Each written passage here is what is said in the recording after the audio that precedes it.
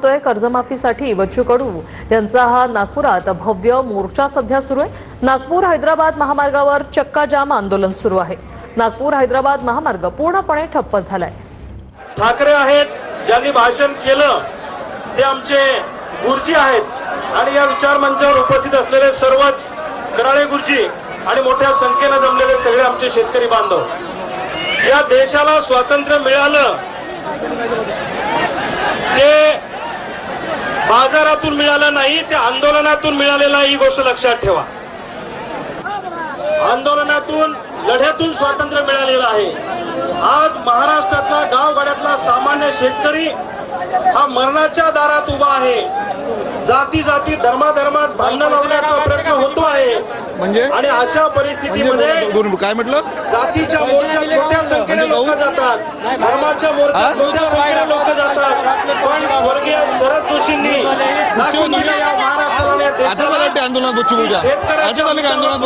लोक एकत्रित येतात।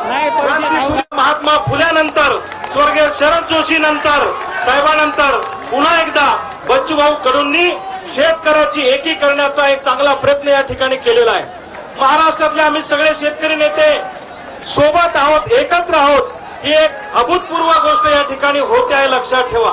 आम्ही वेगळ्या वेगळ्या भागात सगळेजण लढतो, पण शेतकऱ्यांची सगळ्यांची वज्रमुठ एका ठिकाणी आणण्याचं काम बच्चूभाऊंनी केलेलं आहे।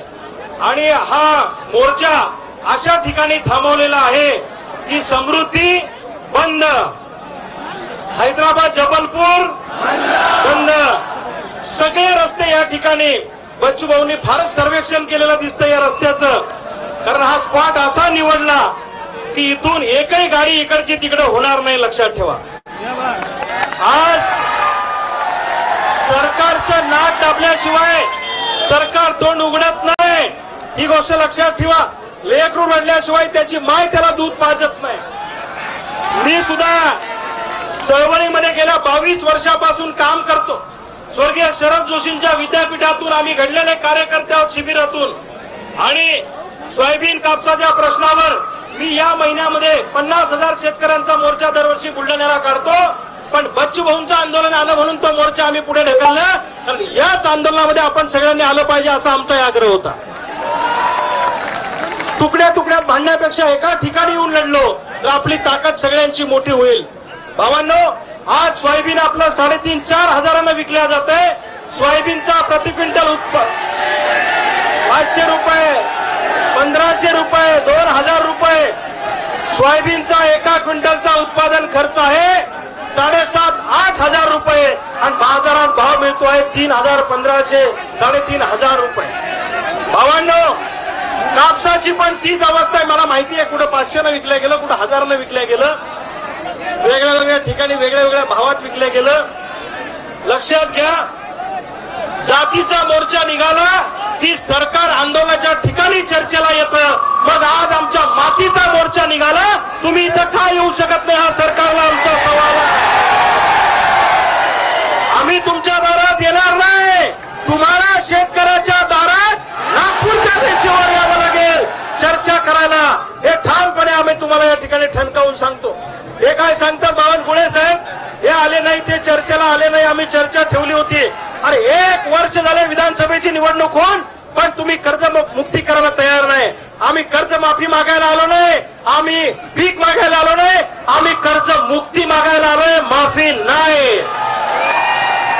आणि सोयाबीनला जर तुम्हाला भाव देता येत नसेल, सोयाबीनचा भाव हा तेलावर कमी आणि डीओसीच्या निर्यातीवर जास्त अवलंबून असतो। डीओसी म्हणजे सोयाबीन।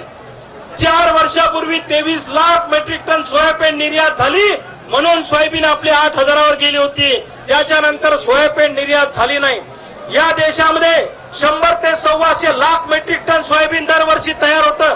त्याच्यातून 1 किलो सोयाबीन क्रश केले की 18% तेल निघतं, 82% डीओसी निघते। आपल्या देशामध्ये 100 लाख मेट्रिक टन डीओसी तयार होत असताना 65 लाख मेट्रिक टनाची आपल्याला गरज आहे।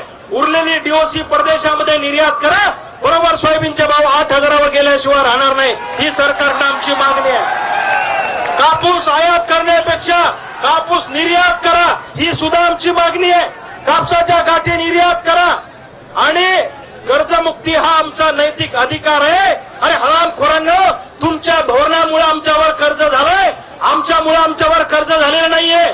सोयाबीन मध्ये लुटलं, कापसात लुटलं, ऊसात लुटलं, आमच्या पिकावर तुम्ही दरोडा घातलाय म्हणून आम्ही कर्जबाजारी झालोय. तो आमचा नैतिक अधिकार आहे.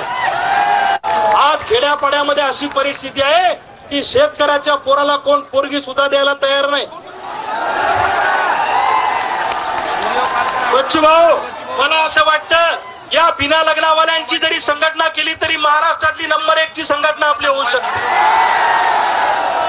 एका गावात 100 बिना लग्नाचे आहेत.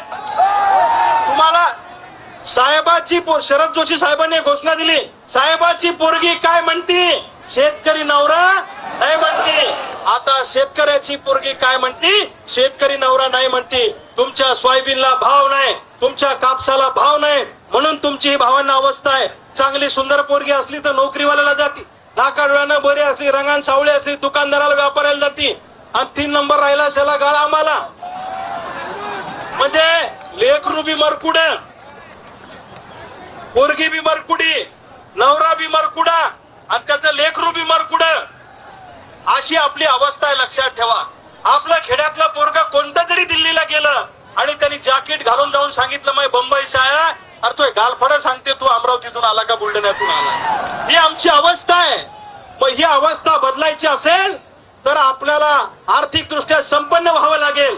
आम्ही भीक मागायला नाही, आम्ही आमचा हक्क मागायला आलोय. सरकारला वाटत असेल की आमच्याकडे मेजॉरिटी आहे, आमच्याकडे बहुमत आहे, या शेतकऱ्यापेक्षा या देशात कोणतंच बहुमत मोठं नाही. ही गोष्ट लक्षात ठेवा. गावगाड्यातला शेतकरी हे आमचं बहुमत आहे. आणि तुम्ही काय म्हणता, अरे नेपाळमध्ये जसं मंत्र्याला तुडू तुडू हाणलं ना,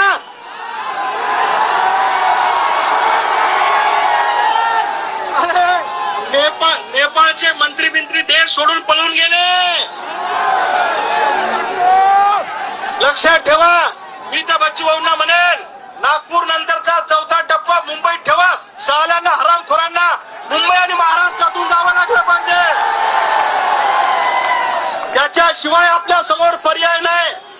जर आपल्याशी सरकार नीट वागणार नसेल तर या सरकारच्या उरावर बसावं लागेल. माझ्यावर 100 पोलीस केसेस आहेत. तुम्ही म्हणसान काय खिसे बिसे कापतो काय लोकांचे? नाही. जो गडी मस्ती आला, जो माझावर आला, त्याचा माज उतरवण्याचं काम अत्यंत प्रामाणिकपणे गेल्या 22 वर्षापासून आम्ही केलेलं. या विचार मंचावर बसलेल्या प्रत्येक माणसाच्या अंगावर केसेस आहे. पोलिसाच्या बंदुकीच्या गोळ्या कमी पडतील पण नागपूरमध्ये आमच्या छात्या कमी पडणार नाहीत. ही गोष्ट लक्षात ठेवा. आम्ही मरायला आलेलो आहे. आम्ही आत्महत्या करून मरणार नाही.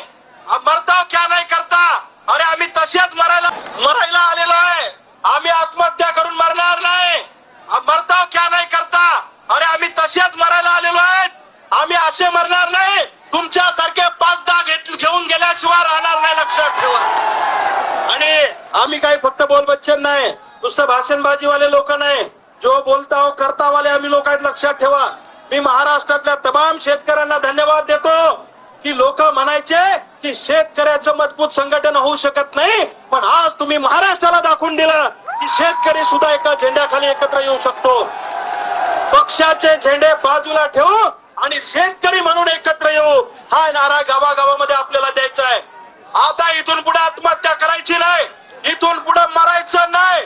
किती संकट आलं तरी मरायचं नाही. जसं बच्चू भाऊनी सांगितलं आमदाराला कापा, मी त्याच्या पुढे जाऊन सांगतो 2-4 मंत्र्याला कापा.